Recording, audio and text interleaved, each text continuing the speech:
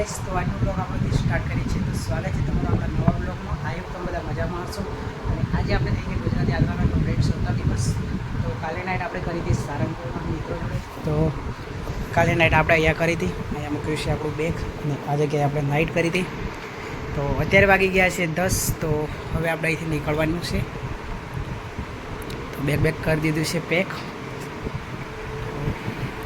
Bag બાંધી દઈએ ને પછી નીકળીએ. બાકી આપણે જવાનું છે શાયદ અમદાવાદ સાઈડ. તો અમદાવાદ સાઈડથી 140 કિલોમીટર, એટલે કાલ સુધીમાં આપણે પહોંચી જઈશું. તો પહેલાં બેગ લઈ લઈએ, પછી સાયકલ બાંધીને નીકળીએ. મંદિરથી નીકળી અને હું અત્યારે હાઈવે પર પહોંચવા કરું છું. તો અહીંયા છે ને ગેટ છે, તમે જોઈ શકો છો, કષ્ટભંજન દેવ પ્રવેશ દ્વાર. તો પહેલાં ભાઈ આથી ગેટ છે.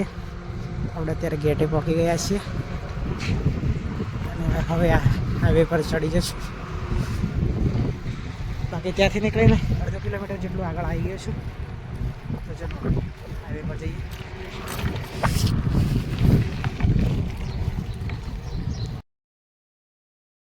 નીકળી અને આવી ગયા છે સમથિંગ 1 કિલોમીટર આગળ. તો અહીંયાથી મેં જતો તો આ ભાઈએ મને બોલાયો. કેમ છો? બાકી આ છે ને BR પેડાવાળા છે ભાઈ. તો આપણે પેડા બી ખાઈ લીધા એમના, બહુ મસ્ત બનાવે છે. તો પેડા બી ખાધા, પાણી પીધું, ખાસી વાર બેઠા અને હવે અહીંયાથી નીકળવાનું છે. બાકી સારંગપુર બાજુ આવો તો આ ભાઈની દુકાનની મુલાકાત કરજો.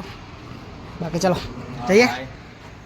તો ચલો ગાઈસ, હવે છે ને આપણે વાગી ગયા છે 11 વગાડી દીધા, એટલે હવે અહીંયાથી નીકળીએ. તો ચલો. જય ખોડિયારમાં, જય શ્રી રામ. અમે રાણીપથી પગપાળા સાઉન્ડ જઈએ છીએ ભાવનગર. તો અમે બરવાડા હાઈવે પર અમને આ ભાઈ મળ્યા છે જે ગુજરાતમાં ઓલ ઇન્ડિયામાં સાયકલ લઈને ફરે છે, યાત્રા કરે છે. તો તેમને બધા સપોર્ટ કરતા રહેજો, આ ભાઈને સપોર્ટ કરતા રહેજો. જય શ્રી રામ, જય ખોડિયારમાં. જય ખોડિયાર. એટલે છે 12:30 અને હું જઈ રહ્યો હતો ધંધુકા સાઈડ, બરવાળાથી ધંધુકાવાળા હાઈવે પર છું. અને ત્યાંથી મેં જતો તો મને એક રાણીપનો સંઘ મળ્યો છે. તો આ બધા છે મિત્રો, બધા ચાલતા જાય છે ભાવનગર. જય ખોડિયાર.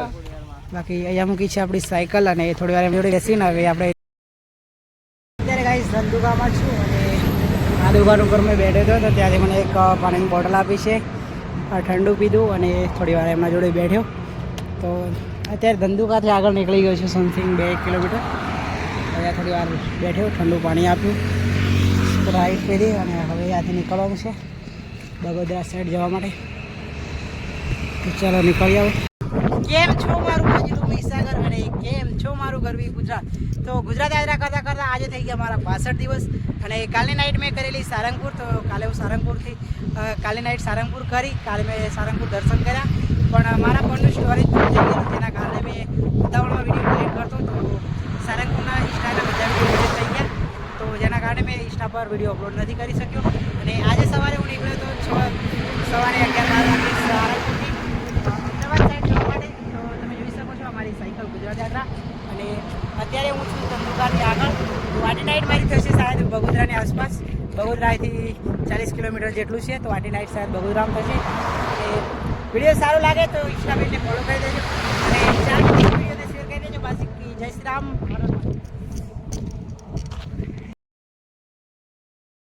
સેવા કરે છે અને બગોદરા આપણે જ્યાં નાઇટ કરવાની છે એ જેથી 30 કિલોમીટર જેવું હશે. આજે સાયકલ જ નહીં ચલાવતી યાર, થાકી ગયો છું બહુ.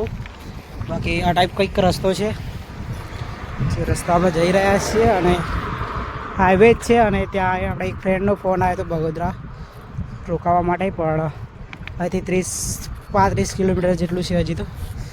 તો જોઈએ પોકાય કે નથી પોકાતું.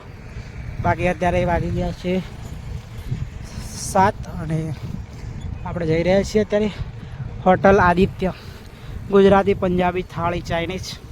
ત્યાં પહોંચ્યા છીએ આપણે પેટ્રોલ પંપના સામે. તો ટ્રાય કરીએ પહોંચી જવાની, પોકાય છે નથી પોકાતું. બાકી જવાનું ચાલીને જ જવાનું, એ તો ફાઇનલ છે.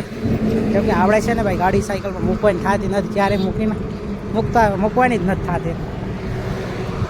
લેટ થાય તો વાંધો નહીં, કાલે પોકાય એનો ભાઈ વાંધો નહીં. બાકી આપણે છે ને ચાલીને જ જવાનું છે. તો આપણો એક કાકા બી કહેતા કે ચલો મૂકી દો હાલો અમદાવાદ સુધી, આપણે મૂકવાની થાત નથી. પણ અહીંયા છે ને આ ડ્રાય વર્ઝન આવે છે બધા, એક જ રોડ ઉપર 2 સાઈડો ચાલે, ત્યાં શું ટ્રાફિક બી રહે થોડું સામે સામે. તો ચાલો આપણે હવે છે ને રોંગ સાઈડ જવાનું છે એટલે વિડીયો કરી દઈએ બંધ.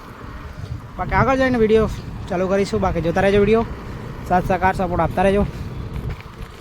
છે બહુ મસ્ત વાક્ય લખેલું છે કે અકસ્માત એ કુદરતી લેણ નથી પણ આપણી ભૂલ છે. તો ગાઈસ જ્યારે બી ગાડી ચલાવો તો સાચવીને ચલાવો.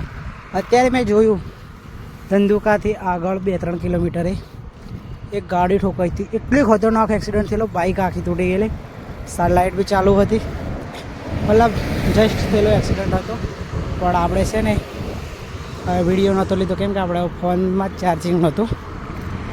જો પેલા ભાઈ ચાલતા ચાલતા જાય છે, જો ક્યાં જાય છે, કોઈક મંદિરે જ જાય છે એવું લાગે છે. પણ આપણે એ બાજુ નથી ગયા અને એમને પૂછ્યું બી નથી. અને ટ્રાફિક બી એટલું છે કે પેલી બાજુ જઈ શકાય એવું નહીં. ચાલો જઈએ આગળ, શું જોવા મળે છે કંઈક નહીં. અત્યારે વાગી ગયા છે 8:30 અને આપણે પહોંચી ગયા છીએ બગોદરા. તો આપણે જ્યાં રોકાવાનું છે ને બગોદરા, એક આપણા ફ્રેન્ડ છે સંતરામપુર બાજુના, તો એ રહેશે ને ત્યાં આપણે રોકાવાનું છે. પણ અહીંથી હજી 2.5 કિલોમીટર છે બગોદરાથી આગળ. તો આપણે જઈએ છીએ એમના જોડે. અત્યારે જસ્ટ બગોદરા ક્રોસિંગ પાર કર્યું આપણે, તો હવે જઈએ એમના લોકેશન પર.